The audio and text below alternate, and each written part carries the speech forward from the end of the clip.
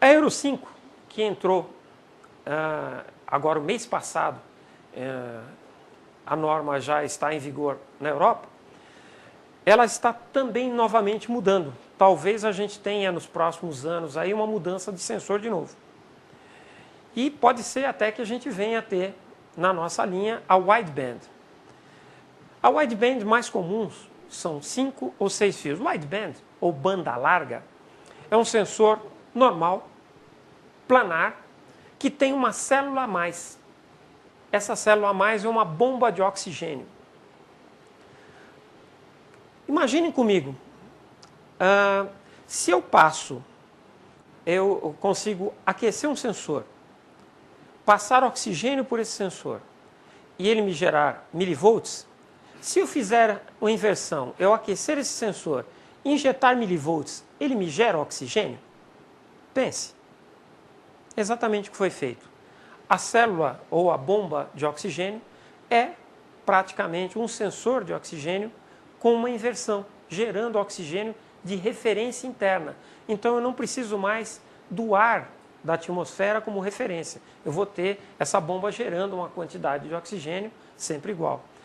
Esse elemento se tornou tão mais sensível e o valor também de estequiometria é tão mais sensível às suas medições que ele pode ser lido de duas maneiras. Você pode ler a voltagem que sai dele, mas a maioria dos montadores de veículos preferem ler a amperagem que sai dele, que ela tem um valor melhor de ser lido. Tá? O motivo de ter 5 ou 6 fios é por causa da adição dessa bomba de oxigênio. Esse sensor também você pode trabalhar com uma faixa estequiométrica diferente do que nós estamos acostumados. Vou dar um exemplo para você. Vamos supor que você tem um veículo, isso não temos veículos nacionais, mas existem alguns veículos já trabalhando assim, em que quando você para o veículo, está estacionado ou parado num semáforo, por exemplo, esse veículo está, teoricamente, trabalhando sem produzir uma energia, ele está produzindo uma energia que não está sendo utilizada. Então, alguns sistemas provocam o chamado lean burn, ou uma queima extremamente pobre. A partir de alguns microsegundos que o sistema percebe que o veículo está parado, ele vai empobrecendo, empobrecendo, empobrecendo, empobrecendo a mistura, até um limite mínimo aceitável para que o motor esteja vivo, ele esteja funcionando, mas não necessariamente com potência, já que está parado. Nesse momento, um sensor lambda comum geraria um código de falhas para o sistema ou geraria um valor dizendo que o lambda, que estava igual a 1, foi mudado. Se você usar um wideband, o sistema vai perceber essa mudança do valor lambda igual a 1 para um valor abaixo de 1 ou acima de 1 e não vai gerar código de falha. Ele vai trabalhar com valor estequiométrico autoadaptativo, de acordo com a necessidade momentânea. Então, esse sensor ele vem sendo utilizado em corrida, em competição, em que você tem, em algumas situações, misturas extremamente ricas, muito acima do lambda igual a 1, e ele consegue controlar também, lógico, através de programação, quanto abaixo do valor de lambda igual a 1. Mas, por enquanto, no Brasil, nós não temos as widebands instaladas em veículos nacionais. A recomendação também é, se você pegar um veículo que tem esse sensor, sempre faça a substituição por um exatamente igual. A quantidade de fios, a quantidade o tipo de aplicação que for necessário. Uma curiosidade, os veículos diesel também utilizam sensor lambda. Isso não para cá, mas para a Europa. O sensor lambda é colocado no tubo de escape. Até esses dias nós já temos alguns clientes nos pedindo esse tipo de sensor e perguntando se o sensor é diferente. Olha, a característica de funcionamento do sensor é exatamente igual. O que muda é a programação do módulo ou o conceito. No caso do sistema combustível, gasolina, você tem o conceito de se controlar a mistura. No caso do sistema diesel, você tem um conceito de se controlar o NOx, o óxido de nitrogênio. Tá? Então, o sensor lambda, nesse caso, no caso de diesel, ele é utilizado para se controlar esse óxido de nitrogênio. Uma novidade, nós lançamos recentemente, há cerca de alguns meses, né, Alfredo? O sensor lambda para moto. Se você olhar aí na rua, você já tem motos de baixa cilindrada, 150 centímetros cúbicos, utilizando o sensor. E nós já temos lançado esse sensor de um cabo, né, de um fio, que é um sensor menor, ele tem uma massa menor, não é planar, é um sensor convencional, mas que já pode ser encontrado aí para compra para quem estiver trabalhando aí com motocicleta. Estamos em vista de lançar um catálogo, né, senhor Alfredo? Bom, alô? Posso falar? Oi, pessoal, tudo bem?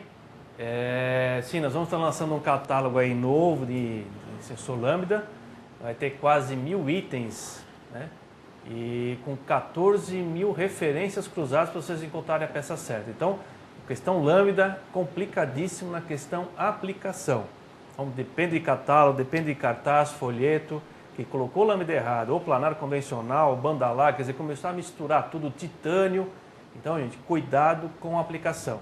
Gerou uma garantia indevida, por problema de aplicação, não tem garantia, vocês sabem disso. Então, cuidado com a aplicação das lâminas, né?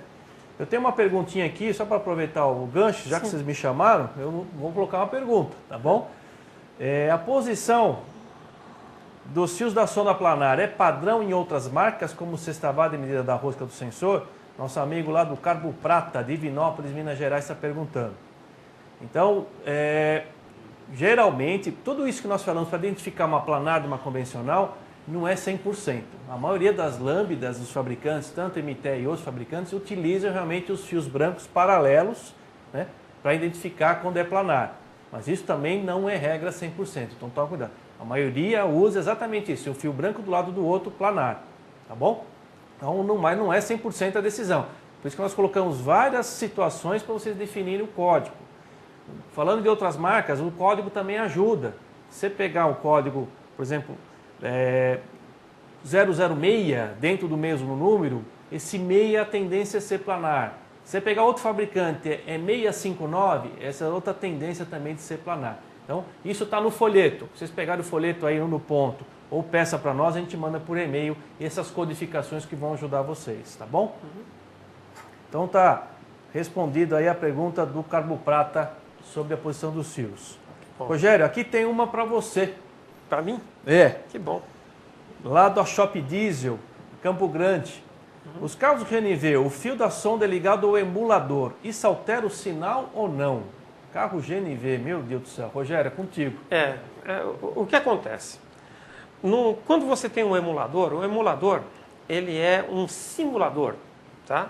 Ele, na verdade, ele pega o sinal do sensor lambda e transforma aquele sinal naquilo que o computador deveria receber. Na verdade, ele não está recebendo o sinal do sensor lambda correto. Ele está sendo transformado por um sinal para que o sistema fique o mais estável possível.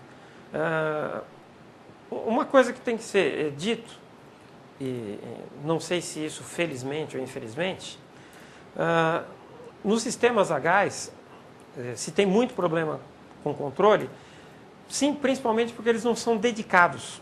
Existem sistemas a gás fora do país que são dedicados, ou seja, você tem o sensor lambda é o mesmo, mas a programação do módulo trabalha fielmente acreditando no valor do sensor lambda e controlando a mistura. A maioria dos sistemas, eles têm esse simulador de sensor lambda para não gerar código de falha e para manter a mistura um pouco mais rica do que deveria, já que o gás ele tem molecularmente uma quantidade pequena de moléculas de carbono. A molécula de carbono é que é responsável pela potência no sistema, pela força no sistema. Como ele trabalha com poucas moléculas, normalmente os sistemas a gás acabam trabalhando com mistura rica para que se tenha um pouco melhor o desempenho. Mas já lá fora existe já sistemas trabalhando com gás multipoint, com sensor lambda, controlando fielmente o que está acontecendo no sistema. Espero ter respondido a tua pergunta aí.